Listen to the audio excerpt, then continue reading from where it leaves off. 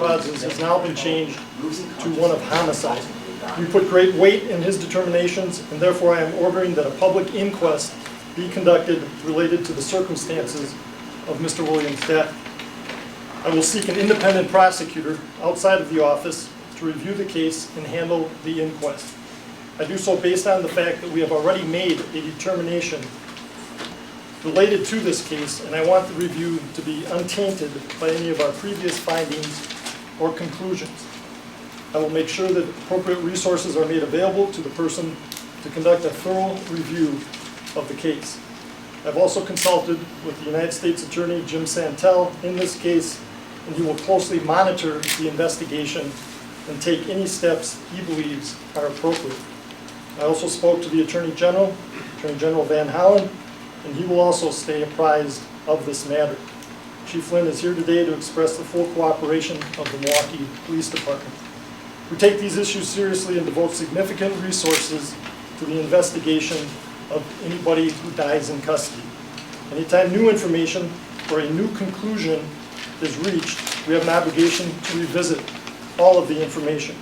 We will do that in this case, and we will do it in a public and a transparent manner.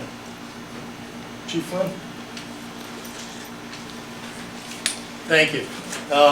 I endorse this decision by the district attorney to open an inquest with an independent prosecutor. We certainly believe that a public airing of the facts is in the best interest of all concerned, the police department, the community, indeed the legitimacy of the entire process. Milwaukee Police Department completely endorses the decision by Mr. Chisholm, and I pledge our complete cooperation in this investigation. I've spoken with the United States Attorney James Santel, and I've offered him all of the Milwaukee Police Department case investigation files in this incident to subject them to a review by his office or any people he deems appropriate to review the thoroughness of the investigation and whether or not the conclusions of that investigation are supported by the facts developed in it. Now, we have from the beginning, ever since July 6, 2011, cooperated in this investigation, starting with the statements our officers gave to the DA's investigators. Now, since this incident, we've done two things. First, we have convened a critical incident review board. Now, the purpose of this board is not investigatory. The purpose of this board is to be made up of police professionals to critically evaluate every critical incident and to make recommendations for changes in policy and training based on whatever we've learned from that incident. Certainly in this incident, we've learned that we need more thorough and effective training on signs of medical distress in handcuffed prisoners. As a matter of fact, since this incident, we have ordered and is currently undergoing pre-service training for our recruits on recognizing signs of medical distress in handcuffed prisoners. We are also going to be soon offering that same training as a core part of our in-service training. Now, we understand that it's critical for our relationship with neighborhoods with which we have been working very closely these last 5.5 years to demonstrate transparency when it comes to our systems and processes in investigating internal concerns and critical incidents.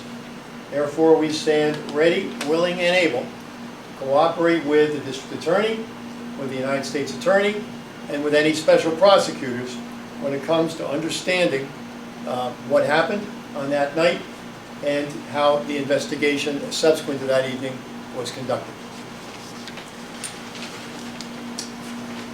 Does anyone have questions? So, both of you have talked previously about the fact that the medical examiner's initial determination of natural death made it difficult for either of you to do anything else. I understand that that would preclude criminal charges, but how does that preclude departmental discipline, Chief, particularly when the SOP calls for officers to seek medical attention immediately and constantly monitor prisoners in handcuffs?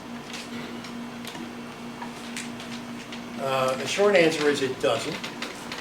The longer answer is that as we evaluate this incident with a view towards changing our policies, which we already have, we're going to draw a distinction between the training that we provided for our officers and their objective conduct.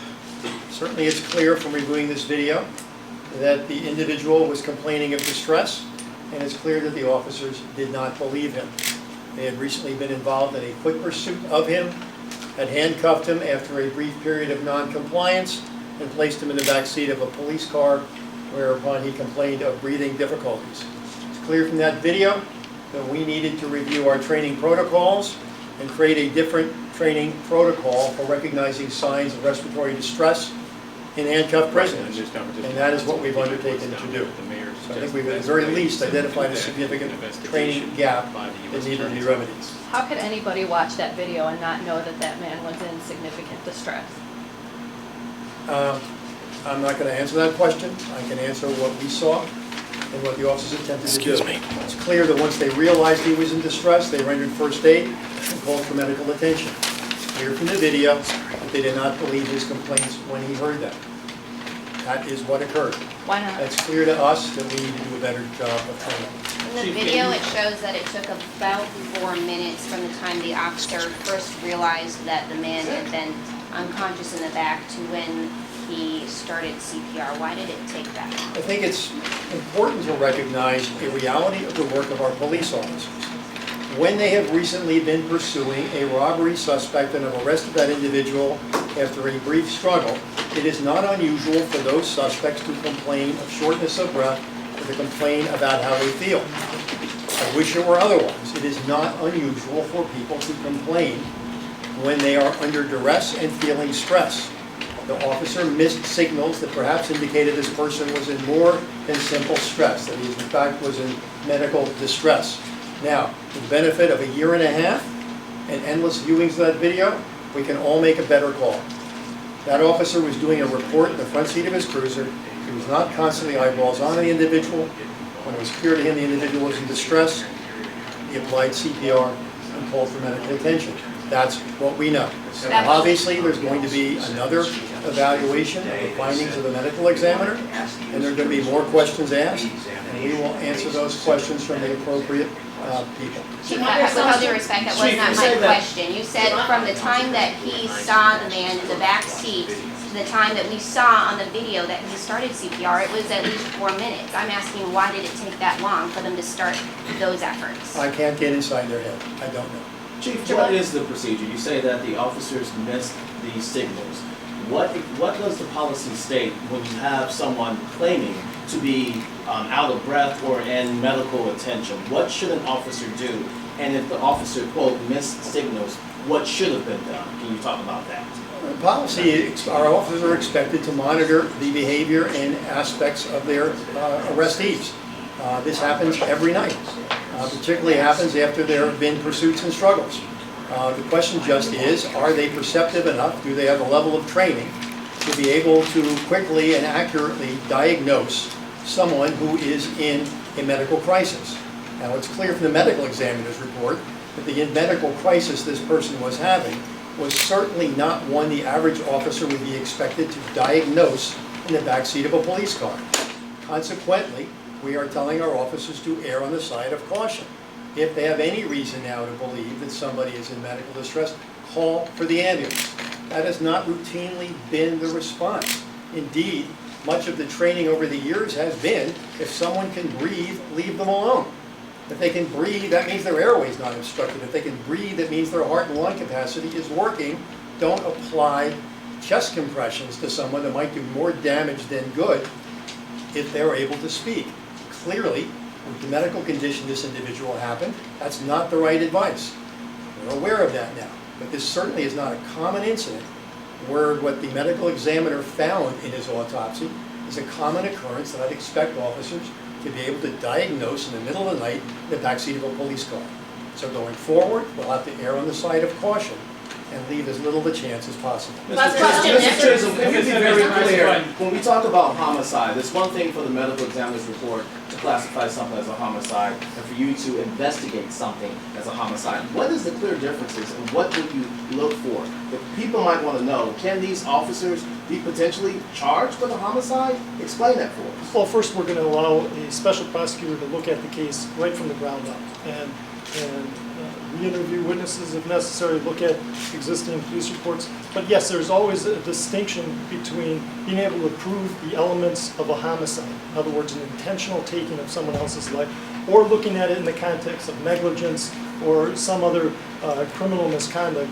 And then the medical definition from a medical examiner, which looks at a general cause of death and generally looks to see if there was any human intervention in that process.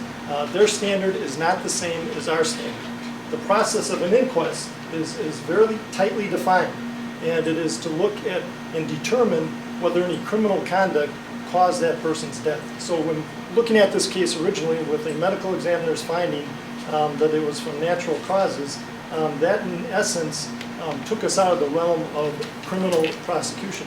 Now that that's been reinserted, we have to go back and look at everything again. And because I've already made one determination, I don't want my previous judgments to be clouded or to impact on the decision that an experienced independent prosecutor would bring to bear. So they're going to have an opportunity to sit down, talk with the medical examiner, talk to the witnesses, talk to the officers, talk to my investigators, and then this will be aired publicly. And that's the difference. I've put an enormous amount of time into changing up some of the procedures. We routinely allow our victims and their families, and oftentimes represented by attorneys, to come in and see what we have. We give them that opportunity. We'll take a half day, we'll take a day, and we also tell them that we'll follow up on anything at any point in time. There's no hiding the ball here. Nobody hides the ball because everyone understands at some point in time, particularly if they're represented by attorneys, this information is going to come out, whether it's in a civil hearing, civil deposition, regardless of the finding for our criminal review, this information will eventually come out. So I've taken the approach to allow people to come in, ask whatever questions they think is appropriate. But of course, we rely on experts like the medical examiner heavily in making our final determinations. Chief, when did you first see the tape? Chief, when did you first see the tape? When you go back to the original investigation, would you handle it differently then if the determination had been homicide rather than natural death right off the bat? What would have been done differently? Well, and that's a good point to clarify. In other words, there's usually about 3 or 4 different investigations going on at one time. The medical examiner is doing an investigation, the police department is doing an investigation, I'm doing an investigation. We generally sit down and reach a conclusion based on all of that independently. We rely on citizen witnesses, videotapes, 911 calls. Regardless of any objective information we can find, that's what we're going to evaluate. So there often isn't a determination made immediately. What we rely on for the medical examiner is, in essence, just that objective, scientific, what was the cause of death? And to the extent that their decision's informed by some of the investigation, that's fine. But in essence, what we're asking them to do is give us that scientific, clear-cut, objective answer, what was the cause of death? Chief, what's the status of the officers today? Well, we're taking them off their field duties for the time being. Obviously, we don't want to put them at risk on the street if they feel that there's an ongoing investigation into their activities that night. It's best for their safety that they work inside for a while until we can complete the investigation.